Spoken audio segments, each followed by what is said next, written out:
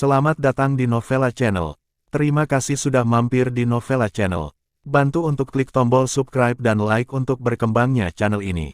Dan jangan lupa untuk nyalakan loncengnya agar selalu mendapatkan notifikasi terbaru dari Novella Channel. Silakan menikmati cerita novel favorit Anda. Mari kita lanjutkan kembali kisah novel Aiden Enzo Kehidupan Super, episode 236, bersama Novella Channel. Selamat mendengarkan. Masih bersama Novella Channel. Mari kita lanjutkan. Dennis Jiko segera berdiri, menunjuk ke arah Aiden Enzo dan mengeluh, dia melakukannya lebih dulu. Lihat, ini adalah jejak kaki tendangannya. Dia berani menantang orang-orang di aula keluarga Vince. Dia benar-benar berani. Kamu harus membuat keputusan untukku.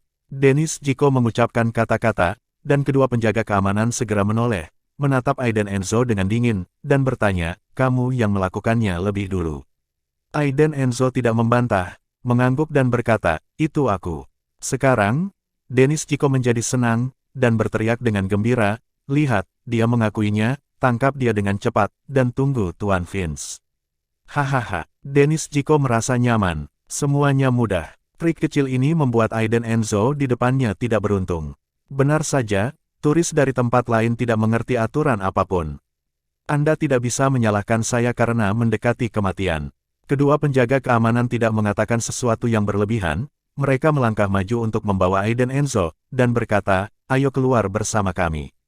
Mata Aiden Enzo menjadi dingin, dengan tangan di belakang, menunjukkan sedikit rasa dingin di sekujur tubuhnya, dan bertanya, tidakkah Anda bertanya kepada saya mengapa saya memukul orang? Kedua penjaga keamanan itu semua mengerutkan kening, dan salah satu dari mereka berkata dengan tidak sabar, kami tidak peduli dengan alasan melakukannya, jika melakukannya di aula keluarga Vince, itu melanggar aturan bos kami. Tentu saja, Anda harus menghadapinya, karena Anda adalah turis dari tempat lain, keluar dan bayar denda 5.000. Dennis Jiko segera berhenti setelah mendengar ini, dan berkata, ini hanya 5.000. Bukankah seharusnya kedua kaki patah? Penjaga keamanan menoleh, menatap Dennis Jiko, dan berkata, Tuan, aturannya ditetapkan oleh bos kami. Tolong jangan memaksakan diri terlalu jauh. Wajah Dennis Jiko tenggelam, dan dia tidak mengatakan apa-apa, dia menerimanya. Lagi pula, denda 5.000 sepertinya menjadi pendarahan bagi kura-kura lokal seperti Aiden Enzo. Namun, Aiden Enzo tersenyum dingin dan berkata, aturan aula keluarga Vince benar-benar mendominasi. Tiba-tiba, kerumunan yang menyaksikan kegembiraan semua melirik Aiden Enzo dengan menyedihkan. Bocah ini benar-benar tidak takut mati. Dia berani mempertanyakan aturan aula keluarga Vince. Dennis Jiko masih sedikit tidak puas dengan denda 5.000, tetapi ketika dia mendengar apa yang dikatakan Aiden Enzo, dia langsung menantangnya, dengar, dia benar-benar mempertanyakan aturan aula keluarga Vince tanpa rasa malu. Apakah dia mempertanyakan Tuan Vince? Dua penjaga keamanan secara alami mendengarnya, dan wajah mereka menjadi gelap dengan cepat.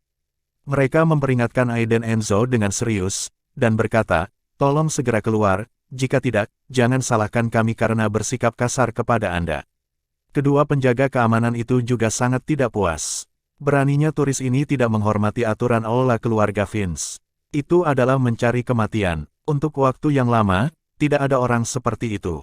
Aiden Enzo melihat ke samping, dengan sedikit rasa dingin di sudut matanya. Dia tidak ingin menimbulkan masalah pada awalnya, tetapi berulang kali, kutu busuk memprovokasi dia. Ini membuatnya sangat terganggu. Aku akan mengatakannya lagi, bukan aku yang memprovokasi masalah terlebih dahulu. Semua orang di sekitar telah melihat semuanya, dialah yang memprovokasiku lagi dan lagi, dia memohon padaku untuk memukulinya, jika kamu tidak percaya padaku, kamu bisa bertanya kepada mereka, kata Aiden Enzo dengan fasih. Kedua satpam itu saling memandang, memandangi beberapa orang di sekitar, dan bertanya, apakah yang dia katakan benar.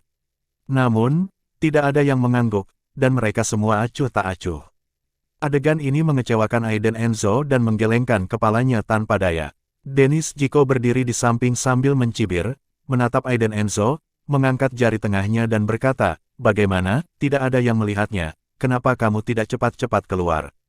Aiden Enzo menggelengkan kepalanya tanpa daya, menarik Nyan Rizzo yang sedang menonton pertunjukan, dan berkata, ayo pergi. Namun, Mianri Ziso tidak bergerak.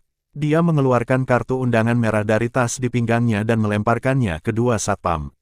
Setelah makan kacang, dia berkata dengan acuh tak acuh, apakah ini cukup?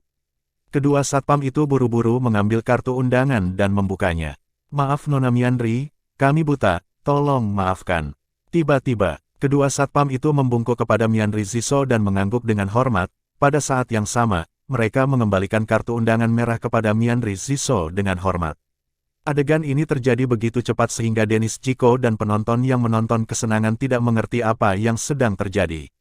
Bahkan Aiden Enzo sedikit bingung.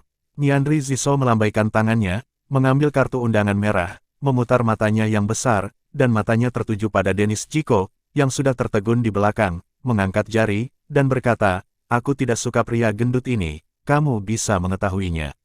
Dennis Jiko sangat marah, dia benar-benar menyebut dirinya pria gendut.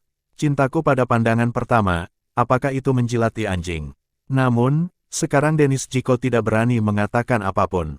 Sebab, dia bisa melihat dengan jelas bahwa sikap kedua satpam olah keluarga Vince langsung berubah drastis setelah melihat undangan merah yang dibawa Mianri Ziso. Bukankah itu sederhana? Sebelum dia bisa bereaksi, dua satpam sudah berdiri di depannya. Dengan wajah dingin, mereka berkata, ayo keluar bersama kami. Kenapa? Dennis Jiko panik, dan suaranya berubah. Wanita di sampingnya juga memegang lengan Dennis Jiko dengan ketakutan, dan membalas, bukankah kamu di sini untuk memberi mereka berdua pelajaran, mengapa kamu begitu galak dengan kami? Pop, salah satu penjaga keamanan menamparkan wanita itu langsung di wajahnya, dan memperingatkan, sombong. Nona Mianri adalah tamu terhormat, Andalah yang kami beri pelajaran. VIP. Tiba-tiba, Dennis Jiko, wanita itu, dan orang-orang di sekitarnya semuanya tercengang. Arti VIP terlalu sederhana. Artinya, Mianri Ziso harus menjadi orang yang duduk di tengah lapangan. Dan orang-orang yang duduk di tengah lapangan semuanya adalah bos besar atau anak dari keluarga kaya yang bernilai ratusan juta. Mereka sebenarnya VIP. Tanpa menunggu dua penjaga keamanan mengatakan apa-apa, Dennis Jiko berlutut di tanah dan memohon belas kasihan, Nona Mianri, tolong maafkan, saya tahu kesalahannya, saya melihat orang lebih rendah, saya pantas mati.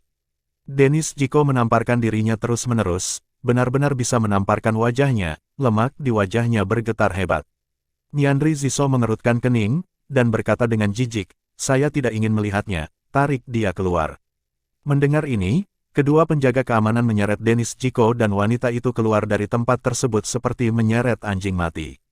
Drama seperti itu menyebabkan semua orang di sekitar terdiam. Aiden Enzo mengerutkan kening, melihat Mianri Ziso duduk, dan bertanya, apakah Anda mendapat undangan dari aula keluarga? Vince. Mianri Ziso tersenyum dan berkata, saya tidak mengatakan tidak.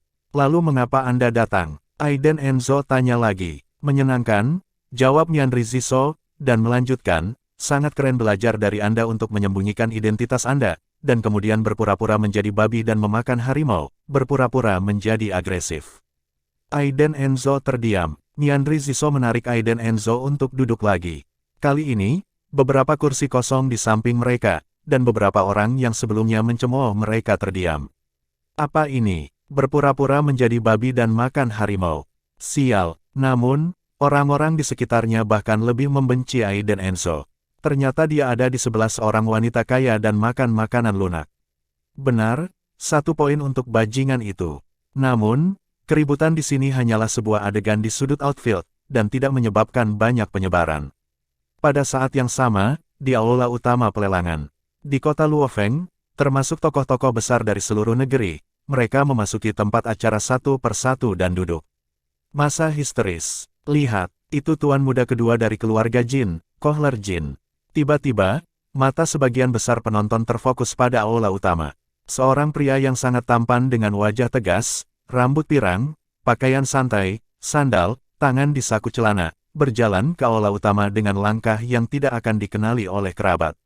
Di belakangnya, ada 4 wanita dengan tubuh seksi, semuanya perempuan.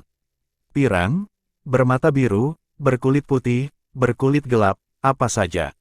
Harus dikatakan bahwa Kohler Jin, tuan muda kedua dari keluarga Jin, bermain dengan sangat arogan.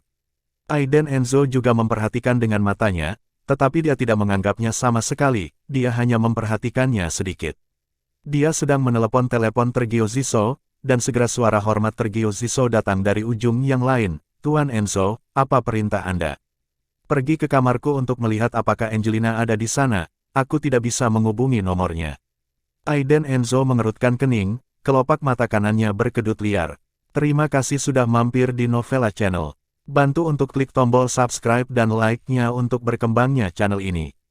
Novella Channel akan memberikan lebih banyak lagi cerita novel yang lainnya dalam versi audio.